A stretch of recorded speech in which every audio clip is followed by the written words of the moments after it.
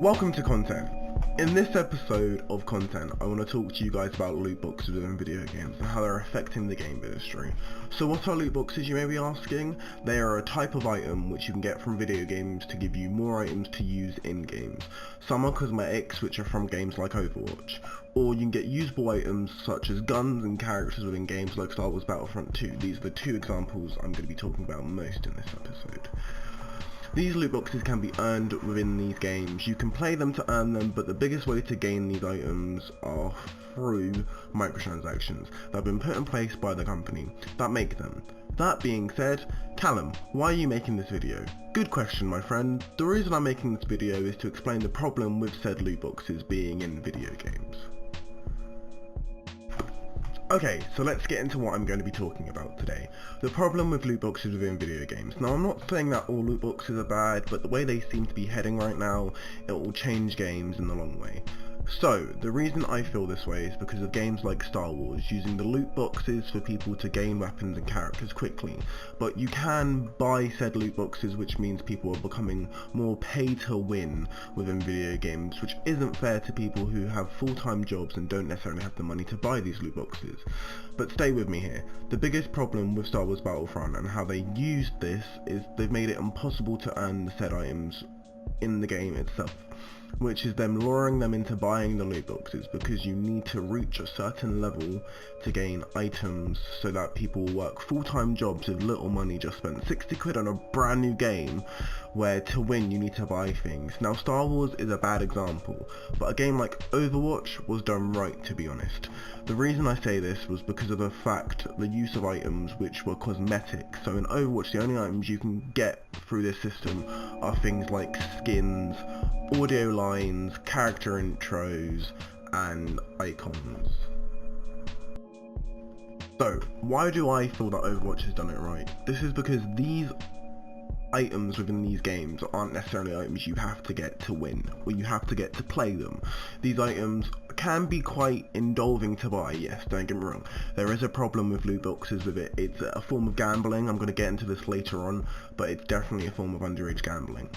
But with Overwatch, they're cosmetics. You can't really change the game by using said items within the game.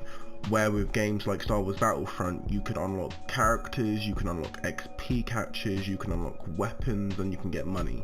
So within the loot box system, it creates its own economical system. So the reason I'm using these two examples is this is the best way for me to explain pay to win as a concept. So as you heard me mention previously what pay to win was. Pay to win is where you literally pay to get the best items, to get the best characters, to get the best weapons, to be able to win, where you have other people that have to grind and earn their standpoint of weapons and characters and skins. Star Wars Battlefront was under some real controversy when it originally came out with the loot box system and the way you could earn said things. Other games have done things like this.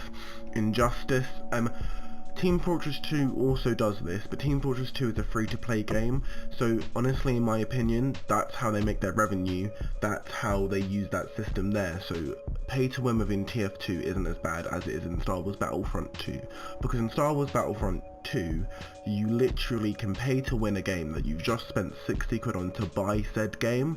So I feel like this isn't the right approach to things like this. I know EA are known for microtransactions though, so later on in the video I'm going to be talking about gambling and underage gambling and how FIFA coins are one of the biggest underage gambling problems. But this was honestly just to explain pay to win and how Battlefront 2 is a pay to win game, which isn't fair in the economic standpoint. Because when people play video games, they play video games to have fun and enjoy themselves. And yeah, it's really cool you can level up, it's really cool you can earn new items. But the fact that it's becoming a task to earn items where people can just buy them, to me that isn't fair on said people that can't necessarily afford to buy these loot boxes to gain better characters. And it's not even a skin standpoint, where with Overwatch is not play to win at all. It is completely, you will earn cosmetic skins and that is it. And that's all you have to worry about. Skins, character intros and voice lines. So within this, the loot box system within Overwatch, I feel like it's fine. Yes, it has started the loot box economic in my standard, and In my head, I feel like it's one of the reasons loot boxes have gotten so big, because of the uprise of Overwatch and how you had so many openings on YouTube of loot box videos because people just wanted to watch them happen. So don't get me wrong, yes, I do believe that there is a problem with Overwatch's loot boxes, but I don't believe it's a big enough problem where it needs to be taken off. I just feel like it's one of the things that have created said problems within the industry. Loot boxes were way before Overwatch though, so in Counter-Strike CSGO you could get loot boxes for again cosmetic skins on weapons. This became a massive thing and a massive gambling thing also. So I'm going to talk about that in my next segment, which is going to be gambling. So the reason I say gambling. So, looking in games such as CSGO and FIFA. FIFA's the biggest one, but I'm going to talk about CSGO more because I think like this is easier for me to explain and helps you ease into what I'm going to talk about within FIFA. CSGO had a system where you could trade skins on the Steam marketplace. And Steam has an API put in place where if you use this API within a website, you can create a marketplace on the website. So what happened was there was a couple of YouTubers and they were really into CSGO and they're really into the skins. So what they did is they made a website, and I think it was called CSGO Lotto, and what you could do is you could trade in your skins and then have the opportunity to gain skins within the game by selling your own skins that you already had. So there was a massive thing where it was like, because YouTubers were hacking the website, not hacking, but they were using the website to exploit features, as in like they could win certain weapons within said game, so it makes it look like it's easy to win, it's easy for more and more people to do it. There was a massive lawsuit a couple years ago about it. So this is sort of why I really don't like loot boxes, because it's creating a sense of false gambling in my opinion. So underage gambling is a big thing with FIFA. Within FIFA you get FIFA packs and cards and coins.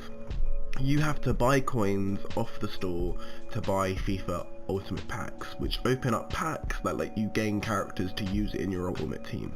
So a lot of people want the gold card, the gold standard, which costs a bit more money than normal. And more people get into it's all about risk with gambling, so it's 50-50% chance where you win and you'll lose, or you go all in and you can lose everything. This happens in FIFA with the card system. You can trade cards to get FIFA points once you've opened packs, yes, I know that, but through buying said FIFA packs again and again, if you're a 7-year-old that really wants a character and you don't necessarily know that you're spending money, you're just pressing a button and it's going, oh, do this, and then you're like, okay, I've done it, can I have my pack? And then there's been loads of cases realising that mum and dad's bank card is already on the system, so it's gone through thousands of pounds because they've bought FIFA coins over and over again. This is the problem. This is why I see it as underage gambling, because it's using the money for the FIFA coin system to keep buying stuff, and it's costing people money. And I feel like EA do know what they're doing. So the way I would suggest fixing this, and the way I feel like this is a problem, is the way you would fix this is you'd have to put a system in where the FIFA Ultimate Team would be an 18+ part of your game, which is fine. Like, that is the only logical way I can see it being more and more acceptable, because if it becomes an 18+ part of a game, it means you know what you're going for, it is a form of gambling, and you're prepared for it. So this was just me talking about gambling and underage gambling, so yeah.